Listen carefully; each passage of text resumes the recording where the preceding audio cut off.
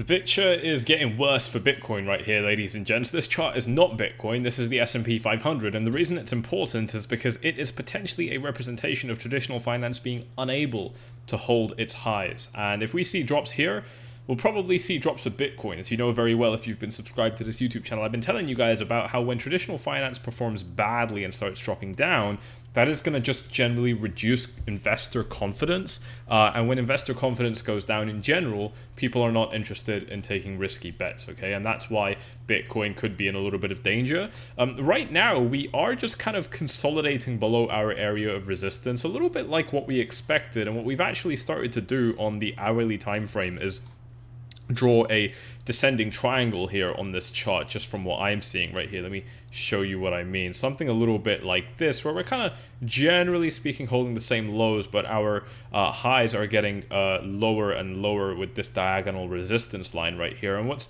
really interesting is if we stay on this time frame and then throw on the hourly Ichimoku cloud, we do have that resistance cloud giving some resistance to Bitcoin right now, potentially indicating that we could be dropping lower. Now look, this kind of thing is not concerning. This is only another opportunity in the market that can be traded, and you already know the deal. If you're like me, if you're interested in being a shark, being a wolf in this market and taking advantage of what's going on here, then you need to be in the right place to trade it. And for me, it's always been Bybit. Check it out. They're going to give you up to 30k in free money, and you have access to an iPhone 14 Pro Max. Literally, those of you that sign up using my link right now, you're going to be entered into this giveaway just for depositing $100.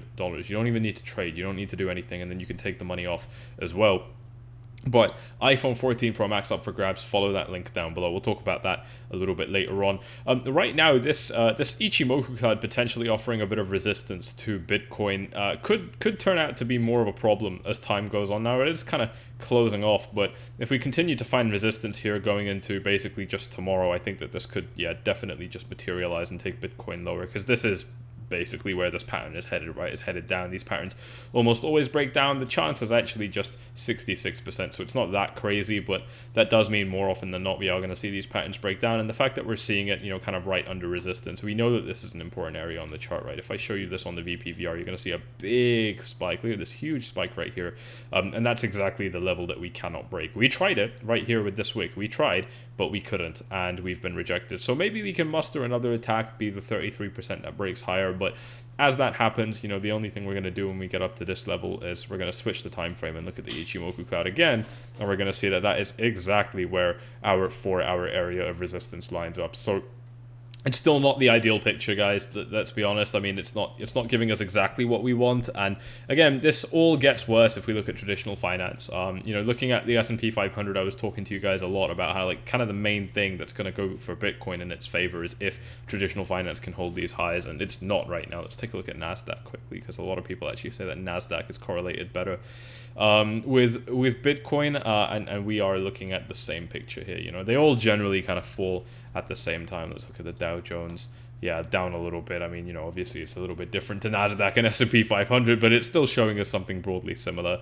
We're seeing drops across the board. What we're not seeing is with gold, and I think that's why Bitcoin is doing okay, right? I mean, Bitcoin's kind of hard. I can't make up its mind about, is Bitcoin going to correlate with the S&P 500 or with gold more? But I think the answer is maybe leaning a little bit more towards gold. And look, I'm not super worried about it. If we find support, we're chilling, we're okay. We found a pretty heavy rejection last time. It took us from high down to low by 9%. It took about 35 days. And we did come down to retest this area and capture support at this previous area of resistance, right? So that was actually a pretty bullish thing, and I was talking to you about how I was expecting that. And now a second pullback, I would have to expect that a second pullback will be a lot more shallow. If a second pullback ends up being deep, then it's kind of like, what the fuck? I mean, we kind of have everything that we should be having in order to keep breaking higher. So if the market struggles now, you got to start raising your eyebrows and start asking some questions. So for me, I'm going to have to expect that we find support fairly soon, maybe like around here, not lower than here. Maybe up here, around about where we are right now. I can't expect that we drop significantly lower for the S&P 500, and if we do, that's going to significantly worsen my opinion on everything here, unfortunately, and that will definitely change up how I feel about these markets and where I think these markets can go. Specifically for Bitcoin, I have no idea why the blinds are being lowered right now. Let me just bring them back up so I don't lose all of my daylight. And So this is something that I'm going to keep on watching, right? If we start to lose these levels and, you know, it continues to paint a pretty bad image, then I am going to get worried, and I will start thinking that Bitcoin might have to drop significantly lower. But right now, it's still in play for me. I don't think anything's actually changed. I'm still expecting resistance around these levels, and I'm still expecting Bitcoin to drop lower. I still think this is an area of support, but the more we consolidate up here, the weaker that support is going to be, because we're going to have more firepower for the bears when we drop down, right? This is just more time, you know, for whatever, I guess, anyone that wants to buy to exhaust their buying pressure, you know, and then the price continues to drop down again, you know, as soon as that buying pressure has been exhausted. You know, and there aren't enough buyers left in the market, but you've still got sellers because the market is dropping down. That's exactly where tragedy can set in. Let's take a quick look at the 4Flies dashboard and look at the updates that we've got here. We're still looking at a reading of 53 on the Fear and Greed Index, and long and short ratio is still in exactly the same place. We still have majority longs everywhere. Bybit is now majority long as well, just by a very little bit. Obviously, this doesn't really matter. It's still basically even. Top traders a little bit heavier on their longs now, and retail are not budging. Retail still want to hold their longs for dear fucking life. We've got 1.8 long positions on Binance Retail for every single short trader right now, for every single short position. So this is a pretty bullish market right now. People are still very, very excited, even while we've got very good reasons to continue dropping down. So I'm having even less faith in this support level as time goes on, simply because we're consolidating up here. So I do think we're going to have a bigger charge if we do come down. Which means, given that there's no more support on this chart that I can see, I'm going to be expecting that 25k level to come with even more certainty now as we continue to go on, right? I mean, we could pump higher, but like I said, the problem with that is that we're just going to start encountering resistance. Now, the one thing that I do want to highlight to you and bring to your attention, though, and this is definitely potentially quite promising, is just this pattern that Bitcoin is in right now. This is the kind of pattern that you know, conventional markets might actually use to bottom out. Let me show you a little bit more about what I mean with the RSI. What we've got with the RSI right here, if I just kind of draw a vertical line starting, I'm sorry, that's the wrong line, starting up here. If we take a look at this vertical line, let me just go ahead and make this yellow, because I don't know, red is a little bit too much, you know, in my opinion. Red's just a bit far here, you know, and then maybe we look at the 2-hour time frame. You know, what we can start seeing right here is that kind of from you know, I guess, yeah, around about here, what we're basically seeing is that the market, you know, where it was previously, you know, selling off pretty aggressively, you can see like how steep that was. Now we're kind of, if I just draw a line of best fit that kind of goes through most of the price action, you can see quite clearly, like, we're just not moving down as aggressively as we were previously. Okay, I mean, that's really, we don't, the conversation ends there. That's super straightforward. You know, and so when we start getting signs like this can actually be a sign that momentum is kind of shifting. And this is what this is one of the big things I wanted to speak to you about today. You know, where we're selling off aggressively and then not so aggressively, it could be a sign that it kind of flattens out and then you know, does something a little bit like this, and then we form a rocket ship higher. We've definitely done stuff like this in the past. You know, it's quite easy to find this, actually. I can, you know, there's another example of it kind of right here, in a sense. You know, like we're coming down quickly right here, and then we're coming down a lot slowly, and then this kind of levels off, you know, so we end up doing something a little bit. I'm just, you know, I'm only, you know, tracing the price action, you know, with straight lines, you know, so I'm not even taking things out of context or trying to mislead you in any way. You've seen me do this right in front of you. This is what the chart was showing us. The chart was showing us that it was a very aggressive sell-off and then a much less aggressive sell-off, and because that momentum shifted, it was quite clear to see that the market was able to start rising up as well. Okay, so you can also see, like, the RSI, we were rapidly losing strength, and then we kind of stopped losing strength, and then that stopping losing strength actually turned into gaining strength, right? And if we look at what's going on with Bitcoin right now, it's a kind of similar image. The market was pretty clearly losing strength right here, but now, even though we're continuing to drop down, our RSI is moving up, okay? And that is definitely showing us that the market has gained strength here. It's gained relative strength, not necessarily meaning it's strong,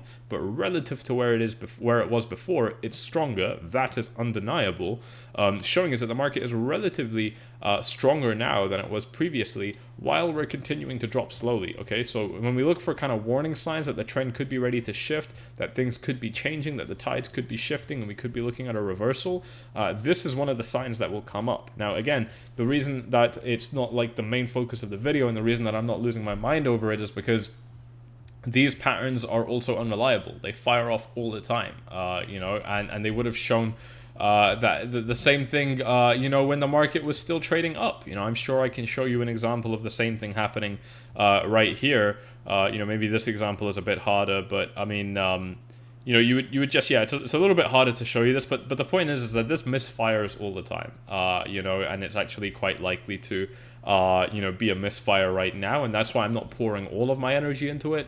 But it's undeniable that, you know, I mean, this sell-off has slowed down, and you kind of have to start asking questions as to why.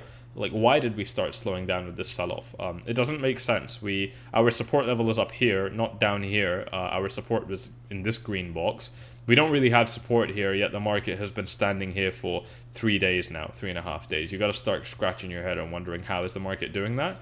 And is the market doing that because actually this is going to be one of those situations that screws over traders and then the market continues to move up? You know, what would make me so much more inclined on saying that this is what's actually going to happen is if the long and short ratio was opposite. If we had more shorts than longs, then yeah, retail's going to get fucked if the market moves up.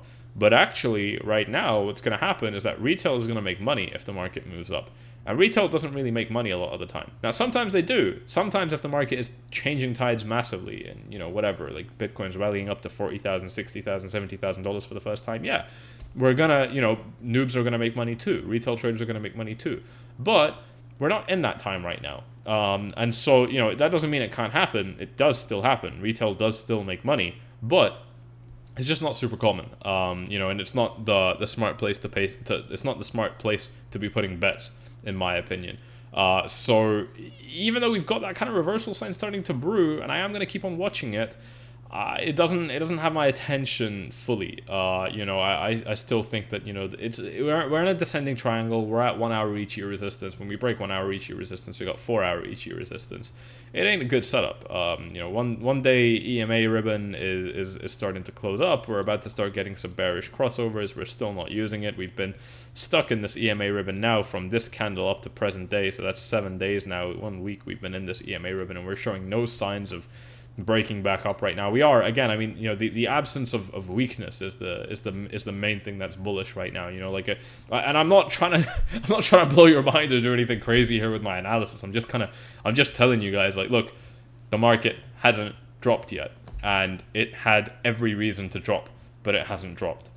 You know, and that's it. I'm not saying anything complex. You know, like a lot of people, they try and really, you know, just make their TA fucking crazy Batman crazy shit, you know, but like, you know, like with all sorts of like crazy tech, you want like 15 different indicators and all that stuff. But look, I mean, what I'm seeing is yeah, the market had and still has the perfect setup to drop, and it ain't dropping, and there might be something to it.